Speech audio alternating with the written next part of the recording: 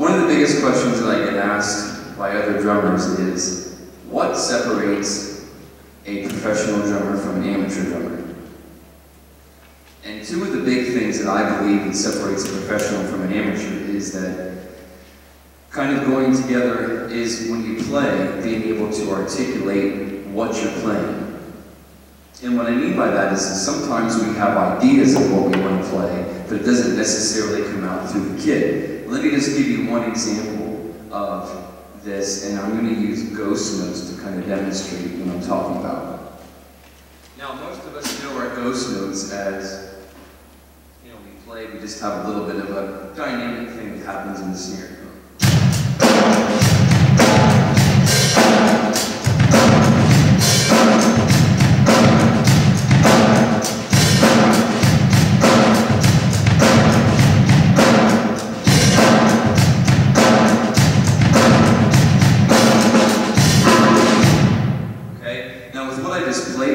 I played a lot of different styles of ghost notes or different things. For example, some of the things that I played is I just played a really quick diddle before the downbeat. So the downbeat being, you know, 1, 2, and 3, and 4, and 1. So I would play something like this.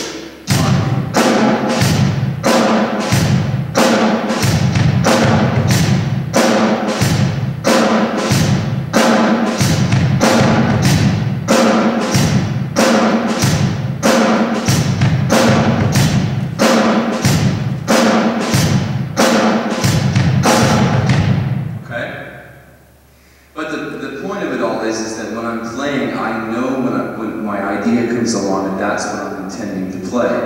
Another idea that I could do is I could play a drug out little triplet like this. Same kind of idea, but listen to the difference. Now I'm going to play a triplet.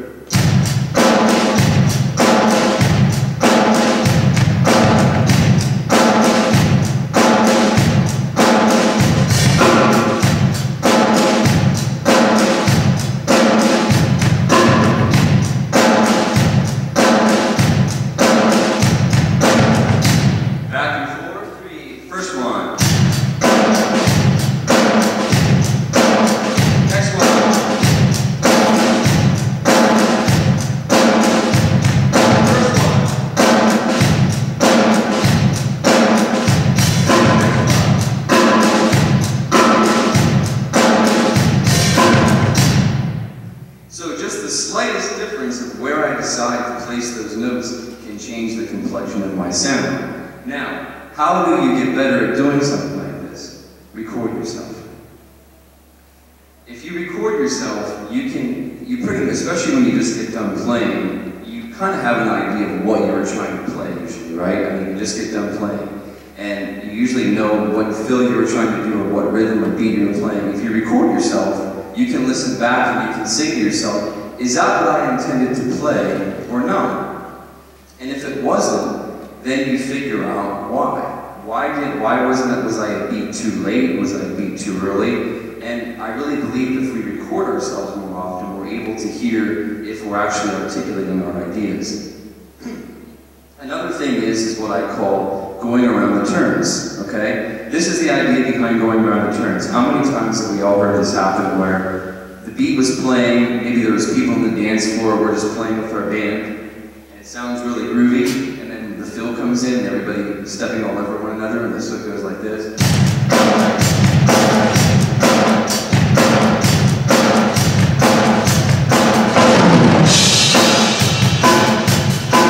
That kind of thing happening is very, very common.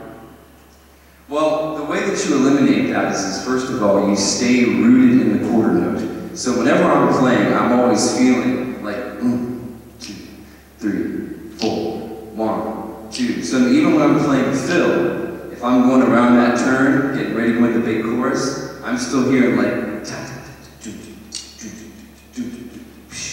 3, 4.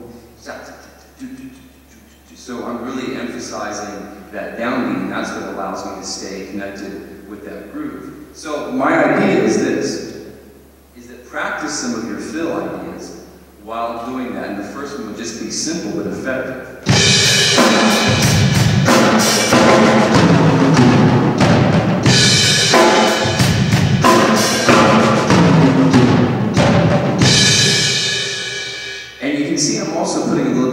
accent on the quarter note, right? So I'm playing with the right hand. 1, 2, 3, 4.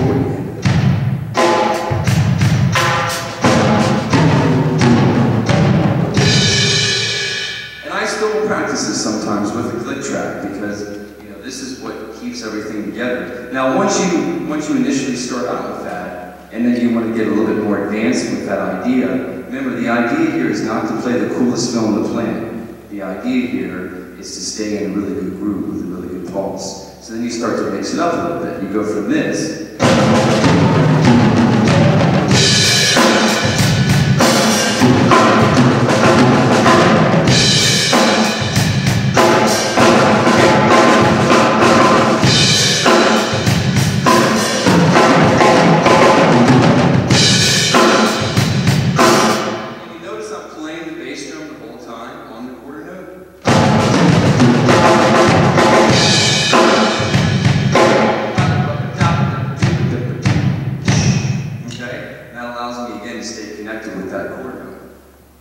You guys know who Bernard Purdie is?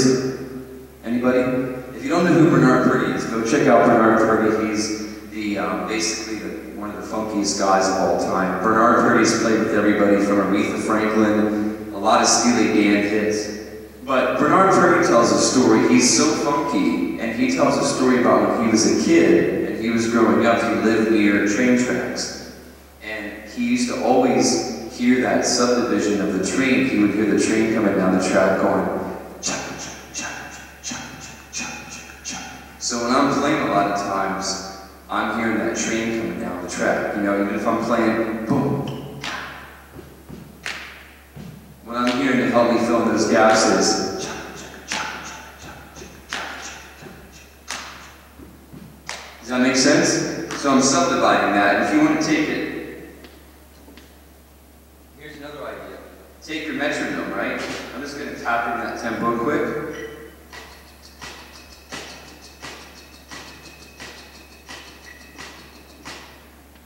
Now watch.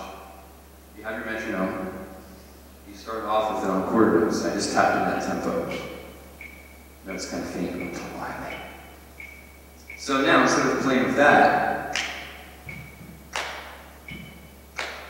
now what happens if we turn up the eighth notes? That helps us a little bit more. But then, if we turn up the 16th notes, now watch what happens.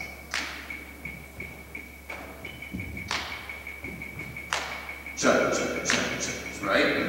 And I do this when I'm in the recording studio, and I have to play a really slow tune, like an R&B kind of thing, where it's like.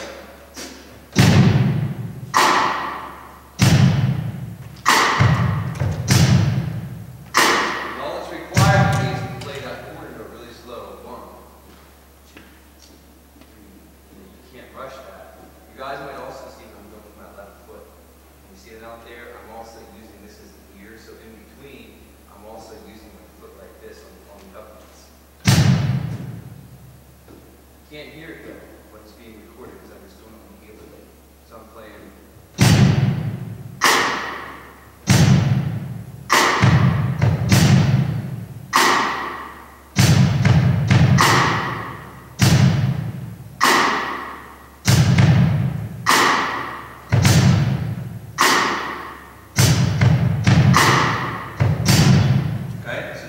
Use these different mechanisms and what we call gears to your advantage. Anybody have questions on that so far?